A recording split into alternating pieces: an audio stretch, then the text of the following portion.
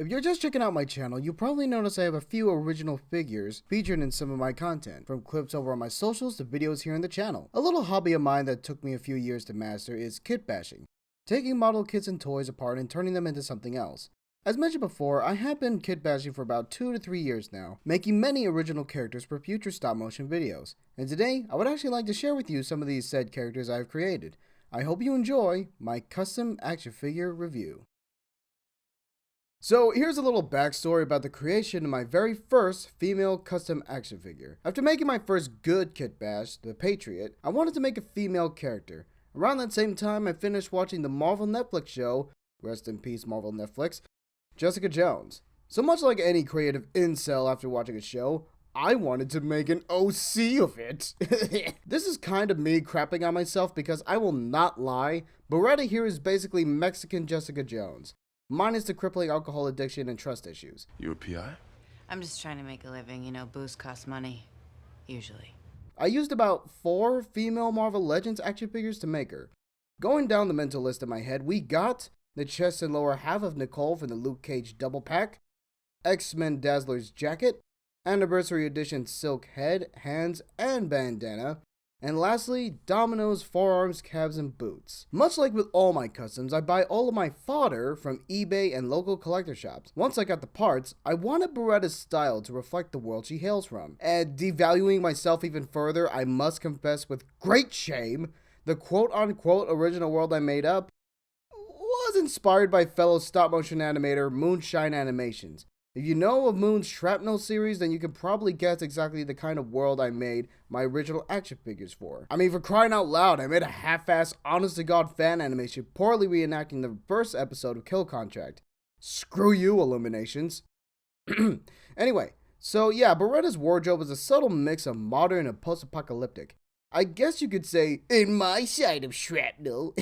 Instead of everything being anime, this is shrapnel, but American. Now, full disclosure, before Moon's fans raid the comments and harass me for being that guy, the dude who's so lazy he can't make up his own shit, these are basically fan OCs, and may I add, very expensive fan-made original characters.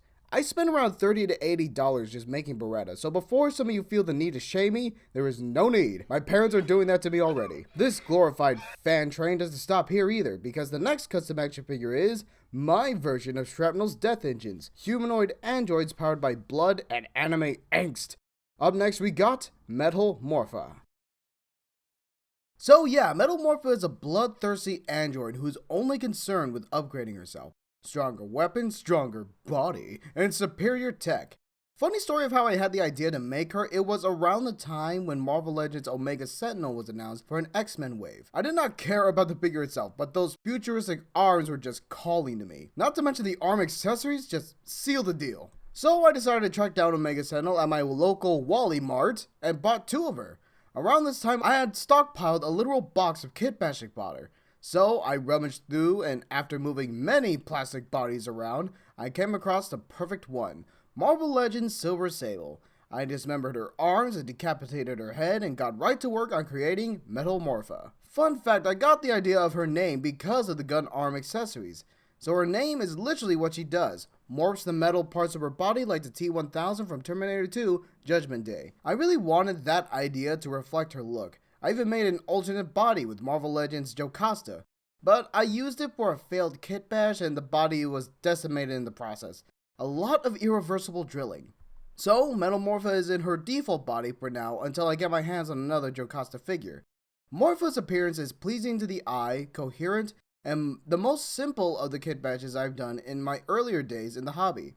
Sorry if it sounds like I am metaphorically jerking myself off, but I really am proud of how my earlier kit bashing works came out. And Morpha makes a great rival piece for Beretta. After her creation, Morpha just gave off this ruthless killing machine with an attitude vibe. Mostly thanks to Omega Sentinel's alternate head. Since then, my first 2 female characters have been mortal enemies since. Now, as I mentioned earlier, a lot of my custom action figures are basically fan-made characters from Moon's world of Shrapnel. And a long while back, Moon even made a public response to how he feels about that. To be fair though, that kid just copied shot for shot of his "This is the way" video, and on top of that, tried to claim a random kit bash of an anime girl's head atop a Transformers Devastator body as his original character, copyright protected. Moon pulled no punches, and I have to respect the man for that. Knowing that, however, deep down, I always felt a little embarrassed about the story around my characters, so I just changed it. Yeah, I put in a lot of work making these guys, and I do not want to let these cool-looking badasses go to waste. Yes, they live in a post-apocalyptic world. Yes, there are small similarities, but if we can have thousands of games, TV shows, books, and so on, based around that genre, oh dear god, who reads books nowadays? I suddenly feel less like an incel. I mean, just hearing that word apocalyptic can make you think of anything based in that genre. Mad Max, Book of Eli, Waterworld, Tank Girl, The Road.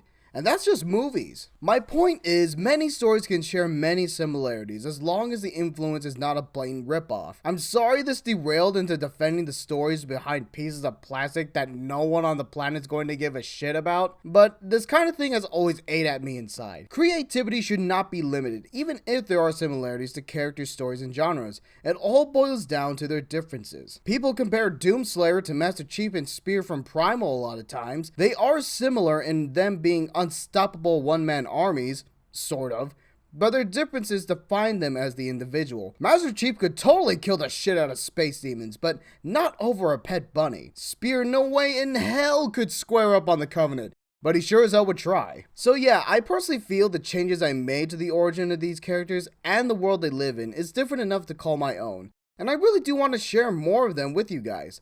Twitter and Instagram are not really getting the traction I like, even within the kit-bashing action figure community on both sites. Thank you so much for sticking around to the end of the video. If you enjoyed what you watched, please like and comment. I enjoy engaging with you guys.